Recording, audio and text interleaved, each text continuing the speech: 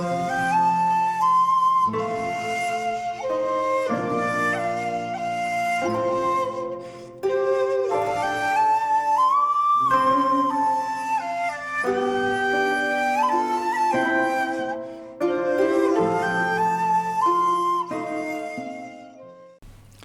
there, this is Solitary Ronin from Solitary Ronin Films, and welcome to our random review.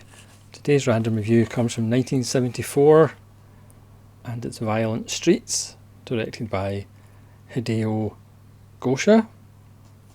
And this is a Yakuza film which came out a year after Kinji Fukasaku's Battles Without Honour and Humanity, which was a big hit. Gosha also directed Three Outlaw Samurai, which was his debut after he did a lot of Chanbara films on TV. And then in 1965 he did Sword of the Beast, which is also on Criterion DVD.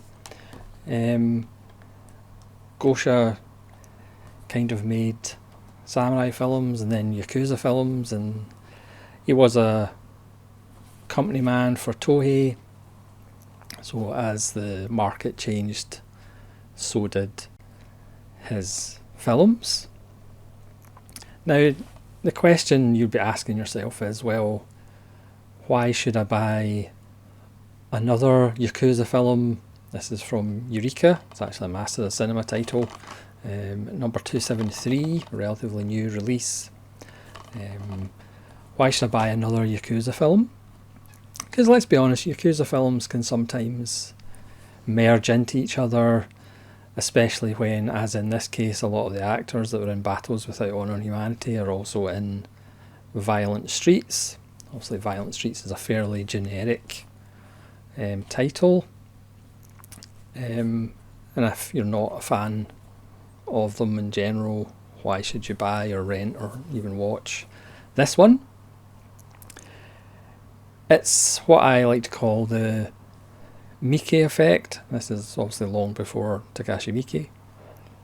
But it's kind of taking a staple story and filling it with interesting characters, interesting locations, or interesting production design or music that makes it stand out from the rest.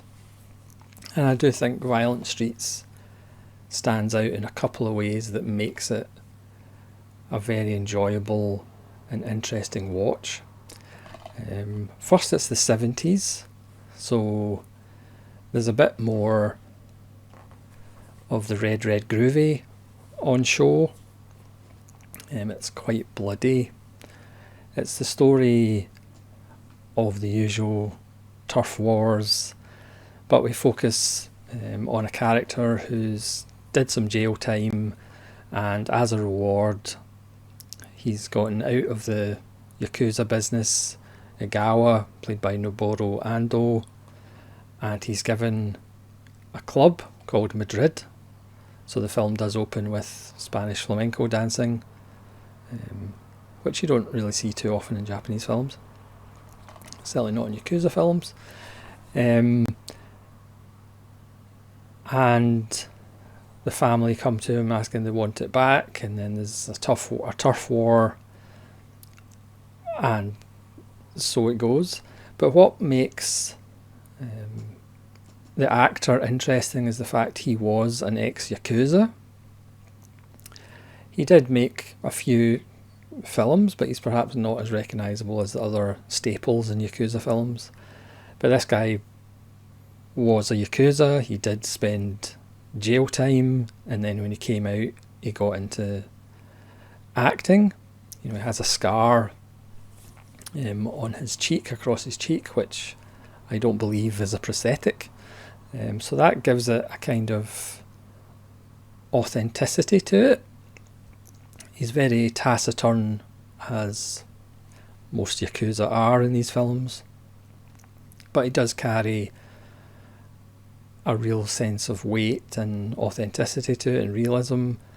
I mean, we're introduced to him as another group of Yakuza coming in to try and extort money out of him in the bar Madrid. and he offers money on one of those receipt spikes, and then proceeds to put the receipt spike through the head of one of the Yakuza who are trying it on, and that's how we're kind of introduced to him. He also treats a woman who's working there not very romantically. The other element of the film is some of the locations. There's kind of a dumping ground where one of the gangs used to dump bodies, which is kind of filled with disused mannequins, which reminds one of perhaps The Holy Mountain by Jodorowsky with all the Jesus Christ replica mannequins, or Kubrick's Killer's Kiss with the factory full of mannequins. There's also major scenes which take place in a massive chicken coop. The shootouts and razor blade fights in the background of all these clucking chickens. I did say clucking chickens. And there's a MacGuffin somewhere in there about where money's kept. And we also get a character of a transvestite assassin, which again there's no real explanation for. It's just a transvestite assassin who likes to slash people with a razor blade. That's a nice, enjoyable Mickey-esque aspect of the film, if you like. There is no lactation in the film, so it's perhaps not a complete Mickey film.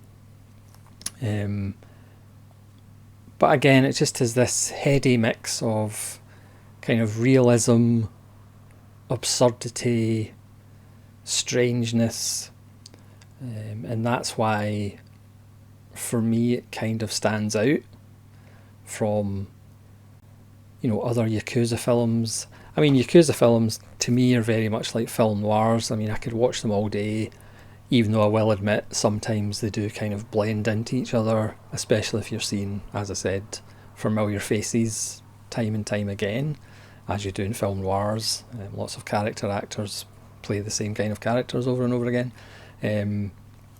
But this one is a lot of fun. And again, if you like slightly offbeat, off-kilter kind of characters and locations, this one is really enjoyable. It's a 1080 presentation from a 2K restoration. It looks wonderful, especially when it's upscaled on a 4K player.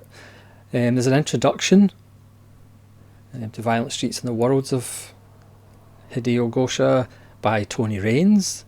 And we all know when Tony Raines says, I'll just give you a quick intro on the company and Gosha, you're there half an hour later.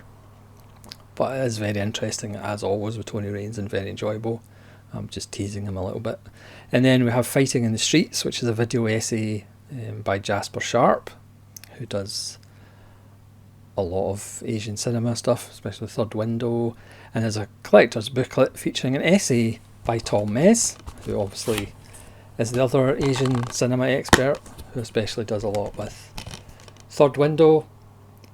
So it's a really nice job of restoring the film, because as Tony Raines says, Gosha isn't really that well known. I mean, he is one of those company guys, but did lots of good stuff. Another one that really needs to get more of his films in the West. There's just so many Japanese films and filmmakers that really need to be seen more and have more of their films released.